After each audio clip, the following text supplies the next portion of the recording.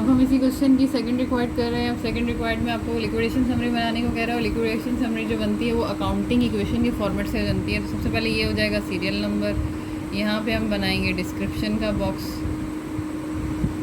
ये पूरी साइड हमारी होगी असेट्स, यहाँ हम लगाएंगे इक्वल, ये वाला पोर्शन होगा लायबिलिटीज़ का, और यहाँ पर हम आगे जाके लिखेंगे ऑनर्स इक्विटी।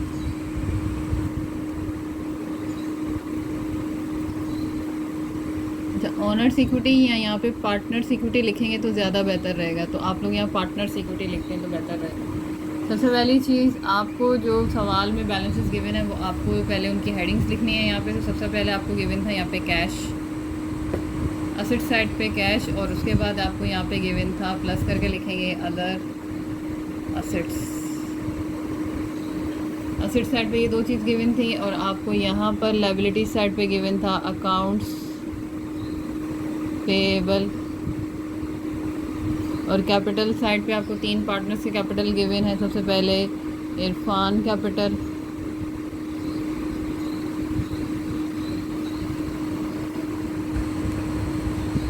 फिर आपको गिवन है इमरान कैपिटल,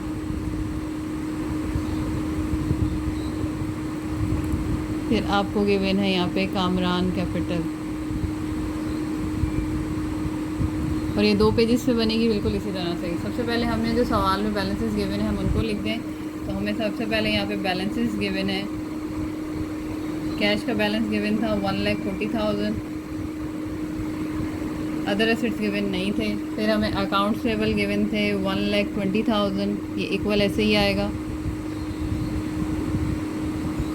फिर हमें इरफान का कैपिटल गिवन था 2,40,000, इमरान का कैपिटल गिवन है 3,60,000, और कामरान का कैपिटल है 1,20,000।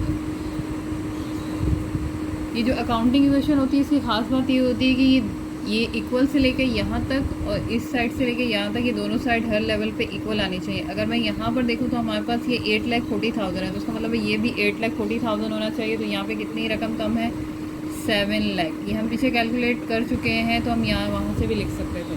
अब हमने पहली जो एंट्री बनाई थी उसमें हमने सोल्ड किया था अदर असेट को। तो नंबर 1 आप यहाँ लिखेंगे सोल्ड या सेल ऑफ अदर असेट्स। जब आपने अदर असेट्स को बेचा था तो आपके पास कैश डेबिट हुआ था 4,60,000 से, और चूँकि आपने अदर असेट्स बेच दिए हैं तो अदर असेट्स को हम माइनस कर देंगे, और आपके पास रियलाइजेशन का अकाउंट आया था डेबिट साइड पे। तो इसका मतलब है जब रियलाइजेशन का डेबिट साइड पे अकाउंट है तो यहाँ पे आपको अकाउंट की हेडिंग लगानी है रियलाइजेशन, और वो आपके पास यहाँ पर जाके आ रहा है, और वो आ रहा था आपके पास 2,40,000। यानी कि इसका इफेक्ट सिर्फ असेट के पोर्शन पे है, उस साइड पे इसका इफेक्ट नहीं है। अब इसको इक्वल करना है तो बैलेंस करते हैं। अब इसको पहले बैलेंस करने के लिए ये लाइन लगेगी यहाँ से। अब ये लाइन मैंने लगा ली, और जब ये लाइन लगाएंगे तो आपको दोबारा हर स्टेप पे इसको बैलेंस करना है। 1,40,000 में प्लस करेंगे 4,60,000, तो हमारे पास आंसर आ जाएगा 6 लाख। ये आपके पास ख़त्म हो गया, ये आपके पास 2,40,000 आ गया। अब यहाँ पर कोई चेंज नहीं हुआ तो ये सारी वैल्यूज़ वैसे लिखते जाएंगे। 1,20,000 प्लस 2,40,000 प्लस 3,60,000 प्लस 1,20,000। अब नेक्स्ट आपने पे की थी लायबिलिटीज़। जब हम लायबिलिटीज़ पे करेंगे तो यहाँ पे हम लिखेंगे नंबर 2 पेड लायबिलिटीज़। लायबिलिटीज़ आपने पे की थी तो लायबिलिटी आपके पास 1,20,000 है, तो 1,20,000 से कैश को हमने क्रेडिट किया था तो ये माइनस हो जाएगा, और लायबिलिटीज़ फुल पे कर दी थी तो लायबिलिटीज़ सब ख़त्म हो जाएंगी हमारे पास। और हर स्टेप पे जब एक एंट्री पूरी हो तो आपको पहले लाइन लगानी है, तो मैं लाइन लगा लेती हूँ। और अब यहाँ पे हम दोबारा बैलेंसेस लिखेंगे।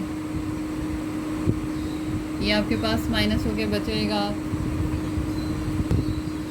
4,80,000। ये आपके पास ख़त्म हो गया है तो 2,40,000। ये बैलेंसेस लिख रहे हैं। यहाँ पे लायबिलिटीज़ हमारे पास ख़त्म हो गई हैं।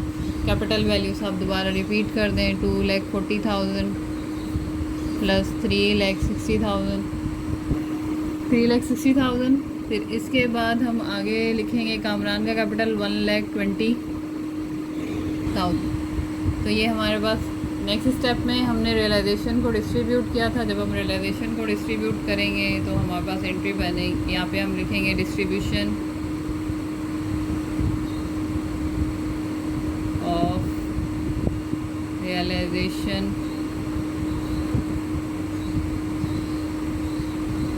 लॉस। अब रियलाइजेशन आपके पास 2,40,000 में था, तो इसको आपने डिस्ट्रीब्यूट किया तो ये यहाँ पे ख़त्म हो जाएगा। और ये कि लॉस था, इससे कैपिटल्स की वैल्यू कम हो जाएंगी। और ये हमने पीछे कैलकुलेट किया था, तो हमारे पास इरफान का आया था 80,000, इमरान का आया था 1,20,000 और इसका आया था 40,000।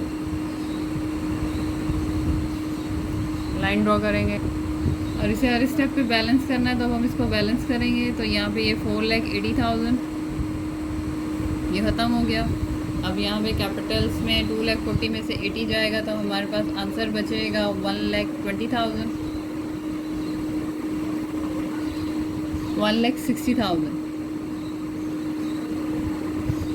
और यहाँ पर हमारे पास बचेगा 1,20,000 और ये हमारे पास बचेगा 80,000। लास्ट एंट्री में हमने जो फाइनल कैश आया 4,80,000, आप इसको भी सम करेंगे तो ये 4,80,000 ही बनेगा। तो अब हम इसको कैश डिस्ट्रीब्यूट करते हैं और इसको ख़त्म करते हैं। Number 4 distribution of cash, remaining cash जितना था ये ख़त्म हो गया। फिर यहाँ पर आपके पास 1,60,000 ये भी ख़त्म हो गया और ये 80,000। तो ये आपका बिज़नेस यहाँ पर सब कुछ इक्वल होके एंड हो गया है। तो ये आपकी लिक्विडेशन समरी बन गई। इसको डबल लाइन से क्लोज करते हैं। तो ये हमारे पास लिक्विडेशन समरी बन गई है और इसी तरह से हमेशा लिक्विडेशन समरी बनती है अकाउंटिंग इक्वेशन में। उम्मीद है आपको मेरा ये क्वेश्चन समझ आया होगा। मेरे चैनल को सब्सक्राइब करें, लाइक करें, अपने फ्रेंड के साथ शेयर करें, कमेंट करें। शुक्रिया। अल्लाह हामिद नासिर।